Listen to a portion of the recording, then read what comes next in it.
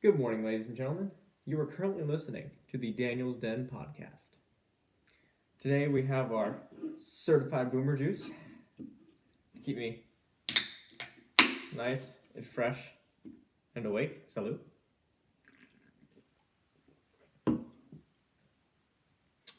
let's get right into it. This podcast is going to be a get to know you podcast with also a Q&A portion. So let's start reading those questions, How's your quarantine going? You know, my quarantine's actually going really well. It's just I've been keeping myself busy, and that's the only way I've been able to stay sane. um, and actually, oddly enough, although this has been a tragedy for the world, it's actually been a really good experience for me. Although it's been not very fun not being able to see my friends, it's been good because I've been able to explore other avenues of my life, like making a podcast. Although I was already working out, I've been able to focus on working out more. I've been able to although I've been able to see people, I've been able to sit down and call and just have long, nice chats. Uh, I've been training a lot, whether it's lacrosse or using airsoft as a training tool for different things. We'll get into that one in a different podcast. But yeah, I've been keeping myself all nice and busy. So I kept my sanity. Now, where am I from? Now, I'm not going to say what state I'm currently living in, but I was actually originally born in California. What college or university are you planning on going to? Well, for the moment, the school I'm thinking of is Liberty University. I've been going to a lot of their camps. I like the people there. I love that campus. It's such a beautiful campus. And the only thing that keep me from not going there is if I can figure out whether or not I'm going to go to a D1 school for lacrosse. I have to put in a lot of work to get there, but it's a goal. So, how did the idea for this podcast come up? It's a very good question indeed. So, I've been thinking about doing one of these for a while. Just be like, I've always been listening to podcasts a lot of my life, but I've always been interested in what if I actually did one. Well, I thought it was crazy, but as of recently, I said, screw it, let's do it. So I created this podcast, and yeah. What is it like making a podcast at age 16? Well, I would assume it's like making any other podcast at any other age, but it's definitely interesting. Most kids or people of my age wouldn't normally think to make a podcast, but here I am. Oh, here's a question. Why do the boys put the bros above the girls? Well, here's the thing, because we know that most normally the boys won't let us down. That's controversial. Y'all talk about that. What do you do when you're bored during quarantine? Very glad you asked, because this could actually help a lot of people. So I've been, of course, grinding out video games. I've been working on this podcast, whether it's moving everything around, making the website, starting to design merch, which you all will see very soon. And just a whole bunch of things. I'm working out, like I said. I've been training. It's just a lot that's being done. That's how I'm keeping my sanity too. Now, I love this question. How can you stay active during the quarantine? Well, there's a plethora of ways to do that. If you have a bike, go biking. If you have either land or maybe you can even just walk on the road, go walking, go running, go jogging. I don't care. Get your heart rate up and moving. Now I know that a lot of especially my guys out there, miss the gym. Okay, I get it. But for now, we're just gonna have to make do with what we got.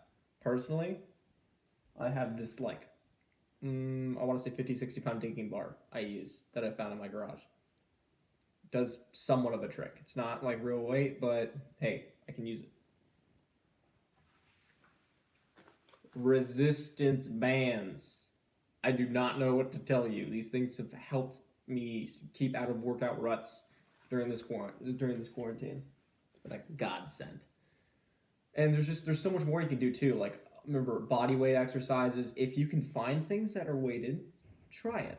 But if you think that it won't work, don't do it. Body weight exercises are perfectly fine, and there's a plethora of them. So then you don't get bored or stuck in a rut. That's actually perfect. I keep saying that. How do you keep out of being stuck in ruts or endless cycles? I'm gonna assume that you meant this about life, but also you can put this into fitness. Change up your routine. Like if you don't go running a lot, go running. It'll challenge you. And then guess what? That there's gonna be a thing in your head that's gonna be like, wow, that's really hard. I either want to do that again or I never want to do that again, and I'm gonna be more thankful that I have my other exercises.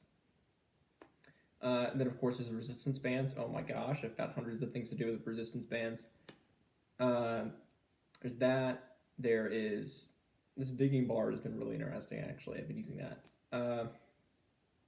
Those are just some things with fitness, but in life, to be honest, what I found with most people who ask me this question or other things, it's that they're not pushing themselves hard enough. It's they're not challenging themselves.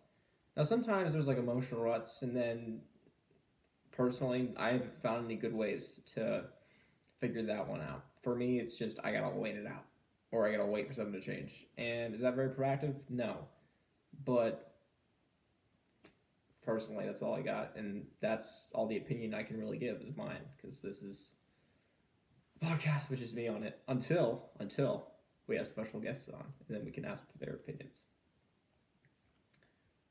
So, do you think that every teenager should have a job in high school? Why or why not?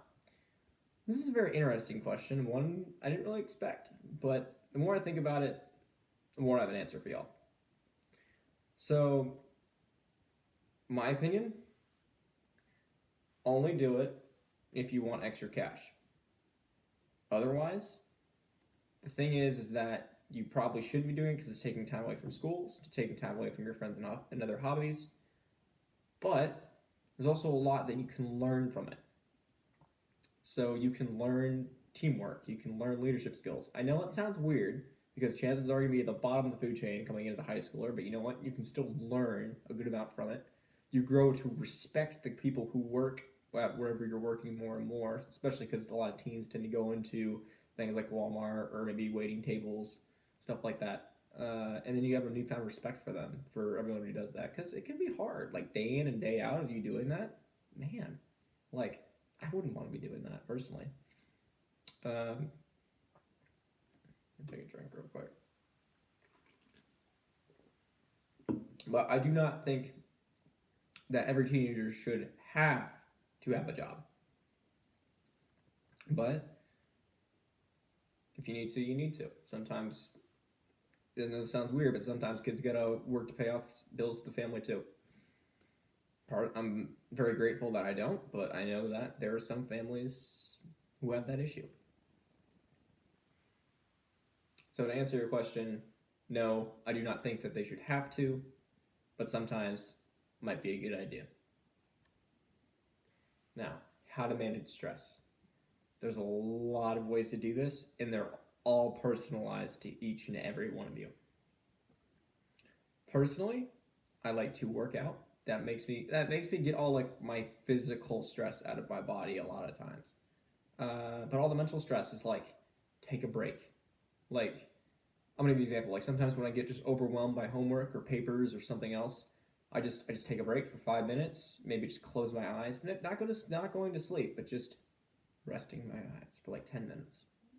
And the reason why is because this allows your brain to no longer take in information through this way. The reason why it's important is because that's the most information you're going to ever get out of all of your sensors. So I talk like I'm a robot. So essentially, if you do that for like 10 minutes, it's going to rest your brain. It's going to allow you to be a little bit more refreshed, and then you can push back on with your work. Um, and there's also things in life like there's the stress of family members dying and other things. And I'm going to be honest, it's just grieving. That's the only way you're going to be able to get through things like that. So I hope that helped somewhat. If not, please send me a DM and I will be more than happy to either answer more of your questions or make it so then maybe I even talk about this again on the podcast. How do you pick out bad people in your life? And what have you learned on that? Wow, that's a great question. Actually, I love all these questions, but how do I pick out bad people in my life?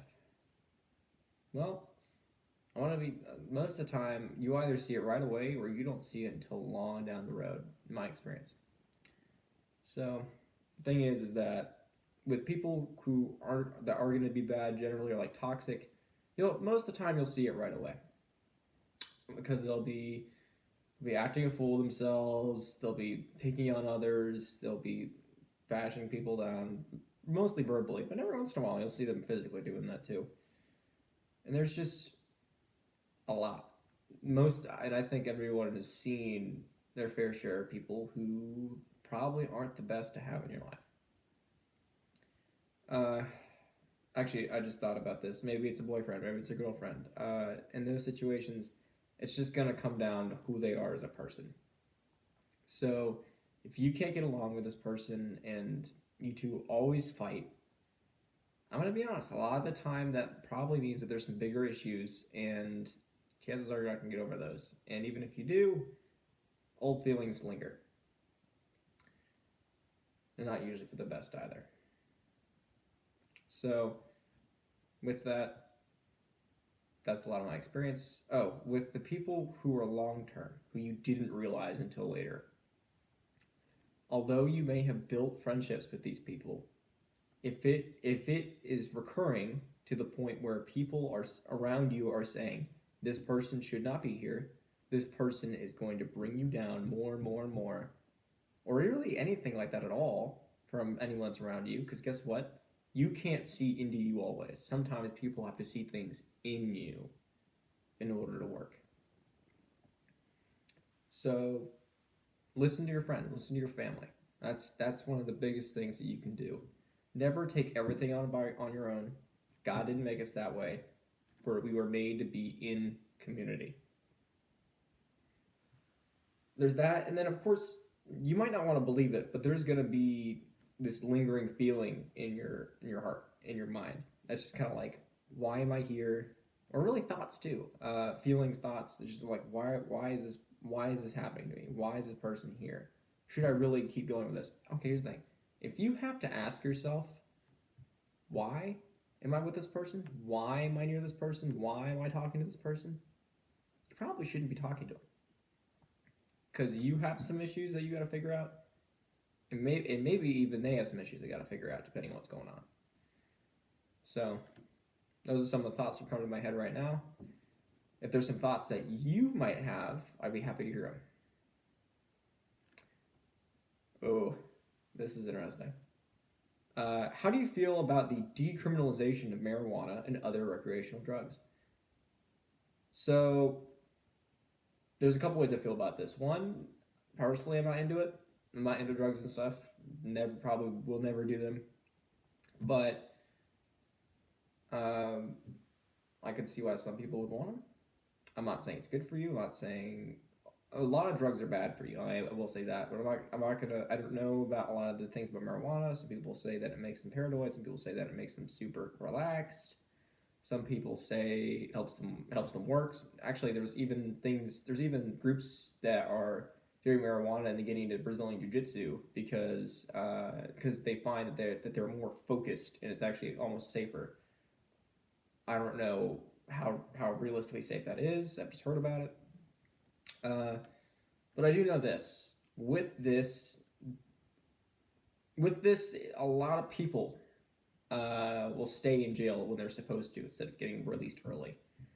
Like, there's been a lot of things shown that murderers and domestic violence people and just a whole bunch of other people are getting out because of all these people who are getting in on drug possession charges or cops found up high or drunk and disorderly.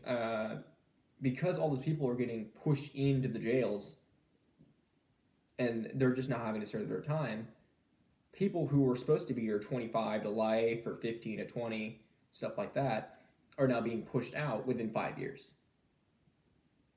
Ladies and gentlemen, that's not justice.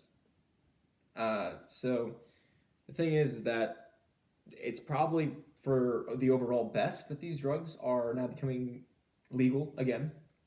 Because to be honest, I don't. There's a lot of shady business around how this started, anyways. Uh, but yeah, and I think this will also drive in a lot of new markets and a lot of new revenue, and this is going to be good for the economy. So we shall see. Let's see, there's a second part of this question. Also, do you think that the government can rightfully ban those drugs? Well, yes and no. So the reason why I kind of say yes is because, of course, there's a lot of other things that are coming in, and to be honest, when these laws were first being made, no one stood up against them. Yes, there were some groups that stood up against, but no one said anything that, oh, this is bad that this is happening. Why shouldn't this happen? No, a lot of people agreed when these first laws were being put into place. So the thing is that it's okay that these were pushed through because we allowed them to be pushed through. Uh, and another thing is that no, it's not at the same time. So it's not because although the general public said, "Hey, we should ban these," that doesn't always mean we should. And this can be thrown into a lot of different arguments, like anything that has to do with gun restrictions. Personally, I am a full-on advocate for the Second Amendment. If that wasn't clear, I have all of these are airsoft guns and stuff behind me. I use these as training tools for real firearms because these can do a lot of things.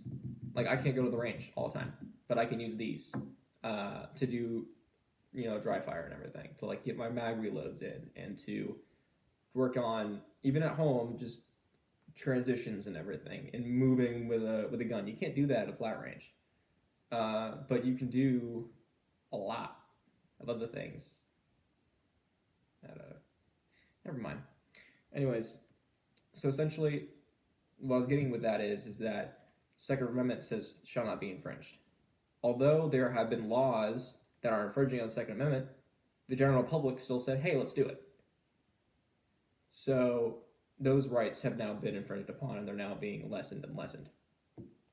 Same thing happened here with the drugs. The people let it happen, although it probably shouldn't have happened. I'm more conservative on the political level, but I'm also somewhat libertarian. I think we should have minimal government. And the thing is that because of what's going on, we're giving them more and more and more power. We don't want that. There have been a lot of times in history where when it shows that when you give the government an inch, they take it to a mile. And yes, that's not the real. Never mind. So essentially, like actually, great example, Nazi Germany. Uh, During this time, it started with little things, little things, little things, little things, but really, that just opened the door for gigantic things, like them removing the arms of the public, them when the Reich would take over all of Germany and then would expand power into Europe. Literally, like it started like here, and then not much longer later, it skyrocketed into this thing that we now think in modern history is the most evil thing that has ever happened. Think about that. And that all happened with the government that took little bits of control that really opened the door for big things. And that is why I don't think the government should have much of a role in these sorts of things with small things, because then it just gives them that little inch, that little nudge that says, hey, you can go ban this now. You can go do that now. No. I do not want the government being able to tell me what I can and cannot do for the majority of things. Now, of course, this sounds like, Daniel, are you saying that people should be able to go out and murder each other? No. No, I do not think that. I think a lot of things, like, shouldn't be stealing from other people, shouldn't be murdering other people, shouldn't be, actually, I'm not even going to get down this rabbit hole because there's too many things, but generalization is that less government is better with, normal laws. So things like don't shoot each other, don't kill each other, don't steal from each other, stuff like that.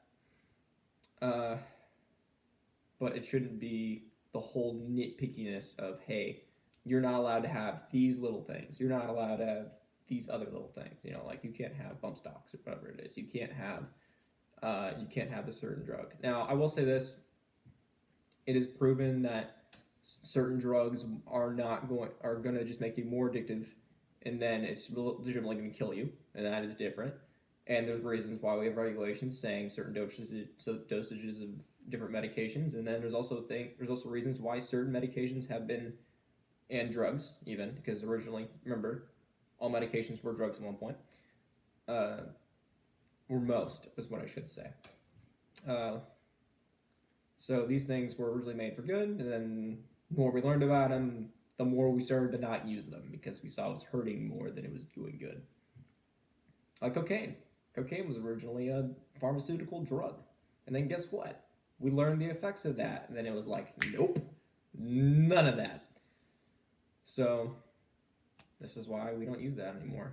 But even then, it wasn't just the government that said that. It was the corporations, it was the whole medical world in general who said, no, we will no longer be using these on our patients. And that's where it should be coming from. The private sector should be saying, no, no more of that, as opposed to the government saying, no, no more of that. Okay, moving on. What are your thoughts on the coronavirus? Well, that is a it's a good question. It's very relating of the times that we're living in right now. And the thing is that my thoughts on the coronavirus are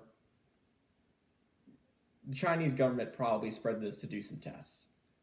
Now, the more I think about that, the more I could also go into the whole thing of, oh, it's the globalists. Oh, it's everybody else. No, chances are this is one nation trying to covertly attack another. But can I full-heartedly prove that? No. Am I semi into conspiracy theories? Yes.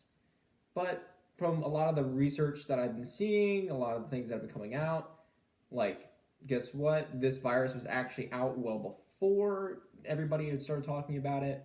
Thing is that there's a lot of misinformation, but it all came from one place, China. And the chances, and we've all, there's been a lot of research to say that this was been engineered by man, that this wasn't just because this was just made by like a bat that someone ate. So there's that, and I'm gonna let you all in on a little thing that's going on in the background right now. That, of course, right now there's no proof of, but it's been rumored. I'll say this: there's a potential that Bill Gates has actually had a patent on COVID-19 before it was ever spread. And the whole reason why I bring that up is because there's a lot of rumors going around that he has this patent so then he can launch his ID 2020. Now, what is ID 2020? ID 2020 is actually, for all Christians who are listening, it's pretty much the start of everything that has to do with Mark of the Beast. So, chips, RFID chips, and everything that will control your money, and it has all of your information on it, pretty much in your hand. And I don't know. Anyways, either way, it's within these vaccines that he's going to be making, and which you will at some point have to administer. And right now, he's actually testing this in Africa. So he's giving them free vaccines for certain things. I don't remember what specific things it was. All I know is that it's not COVID. The thing is that hold on. It's right in the middle of that. I forgot my train of thought. Yes. So the thing is that he's giving them all free, but the thing is that they have to also take this chip. And this is the start of something that no one wants to be seeing because it means the potential slow end of the world. I'll leave that there, and I might touch on that on a different podcast when there's more information.